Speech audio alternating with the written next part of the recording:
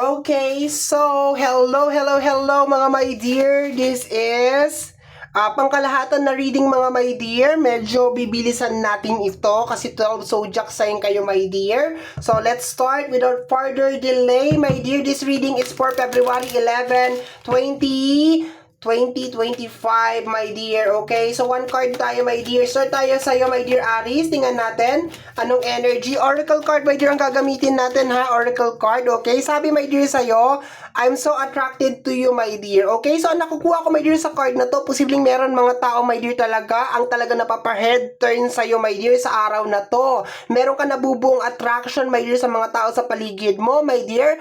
Maliban doon, my dear, nakukuha ko rin na baka meron ka rin mga bagay na gustong-gusto mo makuha, my dear, sa araw na ito. That is a very, very nice, my dear. Parang napakalakas ng charisma mo, my dear, sa araw na ito.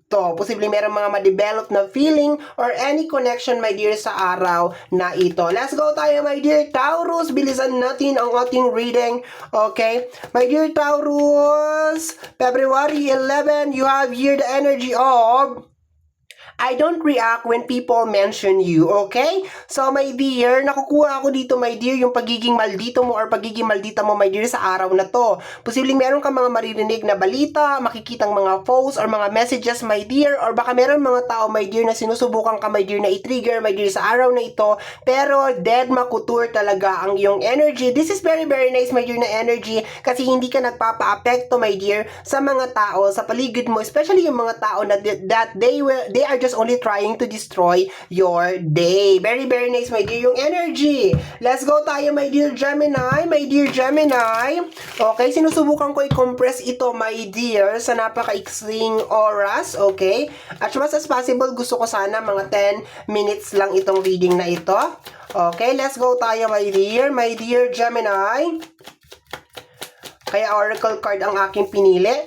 My life is not as together as it seems. Okay. So, my dear, sa araw na ito, my dear, posibleng mapipressure ka sa mga tao sa paligid mo, sa expectation nila, sa standard nila, my dear. Okay. So, nakukuha ko dito, my dear, na wag mong pansinin ito. Okay. Kasi sabi mo dito, my life is not as is together as it seems. So, posibleng meron mga tao na meron ding mga hihingin na favor sa'yo kasi akala nila napakarami mong pera or baka wala kang problema or baka immune ka sa mga nangyayari sa ating mundo, my dear. Okay. So, parang you want to express yourself dito, my dear. Parang gusto mong sabihin, my dear, na mali ang iniisip niyo tungkol sa akin. May mga problema din ako. May mga pinagdadaanan din ako. Okay? Parang nakukuha ko rin dito, my dear, na parang meron mga tao na parang insensitive talaga, my dear. Parang hindi nila, my dear, iniintindi kung ano yung mga nararamdaman mo, my dear. So, expected mo na, my dear, na baka meron mga tao na parang napakataas ang tingin sa'yo, my dear, sa araw na ito to the point na parang hindi na sila nagiging sensitive, my dear, sa iyong nararamdaman. Let's go tayo, my dear Cancer. Okay, let's go tayo, my dear Cancer. February 11, 2025, my dear Cancer. Let's go. We have here the energy of I am starting to understand our connection. Okay? Sa araw na to, my dear, maiintindihan mo na kung bakit nagsulputan itong mga ganitong mga energy nitong mga past few days. Okay? So, ngayong araw na to, my dear, nabibigyan linaw na rin, my dear, yung mga eksena, yung mga tanong, yung mga agam-agam, yung mga dahilan kung bakit nangyari sa iyo yung mga bagay-bagay, my dear. Nagkakaroon ka ng clarity, nagkakaroon ka ng awakening. This is a very, very nice, my dear. Posible din, my dear, sa araw na to is magkaroon ka rin ng acceptance, which is makakatulong din sa iyo, my dear Cancer, para makapag-proceed ka, my dear, sa mga bagay na gusto mo mangyari na hindi ka masyadong nahihirapan. That is a very, very nice energy, my dear Cancer, because removing blockages, acceptance, my dear, understanding kung bakit nangyari sa iyo yung isang bagay is napakaganda yan, my dear, para walang masyadong mga obstacles and blockages sa mga bagay na gusto nating mangyari in life. Okay? So, next card natin over here is Leo. Okay, we have here Leo. Tingnan natin, my dear Leo. One card lang tayo as much as possible. Okay, bumalik, my dear, yung card natin. I'm starting to understand our connection. Okay? So, nakukuha ako dito, my dear. At the same time din, pare-parehas din na energy, my dear Leo. Posible din sa araw na to, my dears, naiintindihan mo na rin kung bakit nangyayari or bakit nagkakaganyan ang buhay mo. Ang kakaibahan lang dito, my dear, is yung pagiging pursigido mo, my dear, nababago tong sitwasyon mo na kinabibilangan yun na nakukuha ko dito compare sa energy ni Cancer. Okay? So, you are doing something, my dear, or very porsigido yung energy mo, my dear Cancer, na mabago itong sitwasyon na posibleng kinabibilangan mo or kinasasadlakan mo, my dear. Kasi naiintindihan mo na ngayon kung bakit ibinigay sa'yo or bakit nangyayari sa'yo yung bagay na yan. Napakaganda, my dear. Ang pinaka-highlight dito, my dear, yung pagiging determinado mo or pagiging porsigido mo, my dear, na mabago yung iyong situation. Okay, let's go na tayo, Virgo. Okay, my dear Virgo, let me see. My dear Virgo, we have here, I left you, I feel that you are leaving me behind, okay? So, itong energy na to, my dear, this is energy of abandonment. So, mapapansin mo siguro, my dear, na baka meron mga tao na meron silang mga promises, my dear, na parang hindi nila tinutupad or meron mga usapan na parang hindi natutupad. I can feel also, my dear, na baka meron mga tao na iniiwasan ka, my dear, sa araw na to. I can feel yung energy ng abandonment dito, my dear. You can feel, my dear, I can feel talaga yung abandonment, yung energy, my dear, na meron mga tao na hindi na nila tinutupad yung mga pangako nila or parang mararamdaman mo, my dear, na may mga tao na magaling lang talaga sila magsalita at mga kulang. Pero pagdating, my dear, sa action ay wala naman talaga. Okay? So, medyo malungkot, my dear, yung energy mo ng sayo, my dear Virgo. Okay? So, let's go tayo, my dear Libra. My dear Libra, tingnan natin what is going on with your February 11. February 11 para sa ating mga, my dear Libra. Let me see. Okay, medyo matagal yung sa kanya. My dear, okay, let me see. You don't know how hard it was to let you go. Okay, my dear? So, I think, my dear, parang mapipilitan ka talaga dito, my dear, na parang bitawan yung isang bagay. Mahirap to, my dear, para sa'yo kasi sabi mo dito, you don't know how hard it was. You don't know how hard it was to let you go, okay? So, I think, my dear, parang meron ako nakukuha na konting pagsisisi dito, my dear, pero parang pakiramdam ko, the damage has already done. Parang nagawa mo na to, parang na-let go mo na yung isang bagay, my dear, pero parang nararamdaman mo pa rin talaga, my dear, yung pain o yung sakit, my dear. February 11 over here. Posible din, my dear, na posibleng this February 11, eksaktong araw, my dear, ng February 11 is mapipilitan ka, my dear, bitawan yung mga bagay-bagay na posibleng ayaw mong bitawan, okay? I can feel, my dear, na parang merong mga releasing dito. So, dalawang energy ang nakukuha ko dito, my dear. Energy na parang medyo may konting pagsisisi sa mga bagay na binitawan mo or nilet go mo nitong mga past few months or past few years. And parang you're finally deciding, my dear, na maski mahirap or maski hindi mo gusto, ay bibitawan mo, my dear, yung isang bagay na yun kasi posibleng it's no longer serving you, okay? So, let's go tayo, my dear Scorpio. My dear Scorpio, February 11.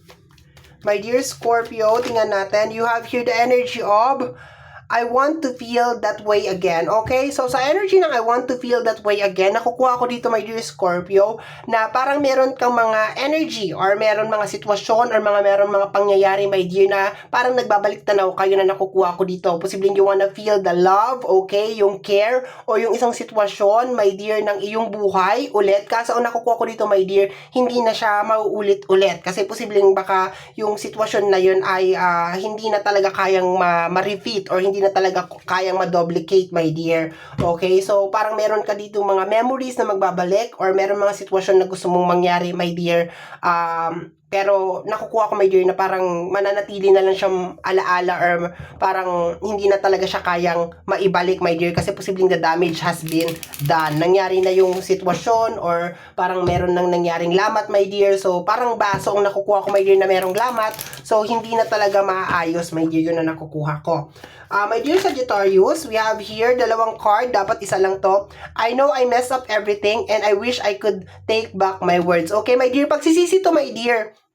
My dear Sagittarius, posibleng meron ka mga salita, my dear, na sana hindi mo sinabi or hindi mo binitawan, my dear. Kaso, ayan, no, sabi mo kasi, I messed up everything. I know that I messed up everything and I wish that I could take back my words. So, my dear, this is more on energy, my dear, na pagsisisi, my dear Sagittarius, February 11, na parang, I think, parang hindi mo na control yung sarili mo. Masyado kang nagbitaw ng mga salita na parang hindi mo na mababalik o hindi mo na makukuha, my dear. Nakukuha ko rin, my dear, na baka meron mga sitwasyon dito, my dear, na ikaw ang naging dahilan kung bakit naging worse or naging malala yung sitwasyon, my dear. Nakukuha ko yung energy ng pagsisisi dito, my dear, or regret, at saka yung realization na kasalanan mo pala, my dear, kung bakit naging worse yung isang situation, or baka meron kang part doon, my dear, kung bakit naging worse yung sitwasyon or bakit naging ganon yung sitwasyon, okay? So, let's go tayo, my dear Capricorn, okay? Makukuha yata natin 10 minutes.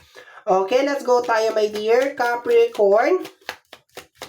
My dear Capricorn, we have here the energy of, I know that I am crossing the line, okay? This is being over, my dear, okay? Posibleng meron mga tao, my dear, na iparamdam sa'yo na sumusobra ka na. Posibleng meron mga tao, my dear, na baka i-correct ka sa mga bagay na pinaggagawa mo, my dear, which is hindi mo magugustuhan yon. Alam mo naman siguro, my dear, din sa sarili mo na parang minsan talaga, parang wala ka na rin sa lugar sa mga bagay na ginagawa mo. So, konting realization din to, my dear, tungkol sa mga bagay na parang posibleng dapat hindi ka nakikisawsaw or hindi ka nakikisali, my dear, pero minsan hindi mo maiwasan, my dear, na makisali or makisawsaw dun sa sitwasyon or eksena na yon. Posible din, my dear, na parang nasusobrahan ka na rin, my dear, sa mga pinaggagawa mo, my dear. Kaya, my dear, Capricorn, posibleng magpreno-preno ka, my dear, sa araw na ito because you are crossing the line. So, posibleng, my dear, na baka meron mga tao, my dear, na parang na-offend sa'yo or hindi nila nagugustuhan, my dear, yung pakikialam mo sa buhay nila. Posibleng, my dear, na magsalita sila or posibleng iparamdam nila sa'yo, my dear Capricorn, that you are already crossing the line at hindi na nila nagugustuhan yung pakikialam mo sa buhay nila. Okay, so let's go tayo, my dear Aquarius. My dear Aquarius, tingnan natin. Ay, hindi natin nakuha yung 10 minutes. Okay, my dear Aquarius. Okay, ito daw siya. We have here, I am starting to understand our connection, okay? So, my dear, sa araw na to, naiintindihan mo na rin, my dear, kung bakit nangyari sa iyo yung mga bagay-bagay. Posible nito mga past few days or past few months, parang hindi mo maintindihan kung bakit ibinibigay sa iyo itong mga pagsubok na to, itong mga eksena na to, my dear. Pero this time, naiintindihan mo na kasi posibleng baka nakikita mo na yung pinakadahilan talaga kung bakit nangyari ito. You're starting our connection, you're starting to understand yung connection ninyong dalawa. Posible din, my dear, na naiintindihan mo na rin kung bakit dumating yung isang tao sa'yo or bakit nag-cross yung landas ninyo, my dear. You're starting to understand yung mga bagay-bagay, my dear. I think this is more on awakening, my dear, na energy para sa'yo. Nagkakaroon ka ng malalim na kamalayan sa mga bagay na nangyayari sa buhay mo. It's good thing na parang hindi ka sumuko, my dear, sa mga bagay na nangyayari sa'yo this past few weeks or this past few months. Okay, so let's go tayo, my dear Pisces. My dear Pisces, okay, we have here the energy of, I hide who I really am from you, okay? So, you're pretending, my dear, sa araw na to. Hindi ko alam bakit, my dear, pero pretending to, my dear. Posibleng ikaw yung nagpre-pretend or posibleng din, my dear, may mga tao na nagpre-pretend sa'yo, my dear, nagpapanggap. So, I will be very aware or mag-iingat talaga ako, my dear, sa araw na to. If this is you, there's a reason kung bakit ka nag-hide. Posibleng you're protecting yourself or baka mayroong mga bagay talaga, my dear, na talagang mas ninanais mo lang talaga, my dear, na itago dahil posibleng pakiramdam mo hindi maintindihan o hindi maunawaan ng mga tao sa paligid mo. If this is other people, my dear Pisces, I should be very, very careful, my dear, sa mga deceiving energy, sa mga mapagkunwari, sa mga mapagpanggap, my dear. Tatalasan ko yung aking pakiramdam para malaman mo talaga kung anong totoo nilang intention, my dear. Kasi dalawang energy ang nakukuha ko dito, my dear Pisces. Okay? So, my dear Pisces, yan ang, okay. So, sa lahat pala ng zodiac sign, my dear. Sa lahat, sa inyo lahat, my dear, all zodiac sign, ito ang ating reading, my dear, para sa February 11. I hope you like it, my dear. Hintay-hintay sa mga next upload natin na ganito. Comment ka, my dear, sa comment section kung nagustuhan mo tayo, kung gusto mo pa ng more. Okay? Bye-bye! Thank you, my dear.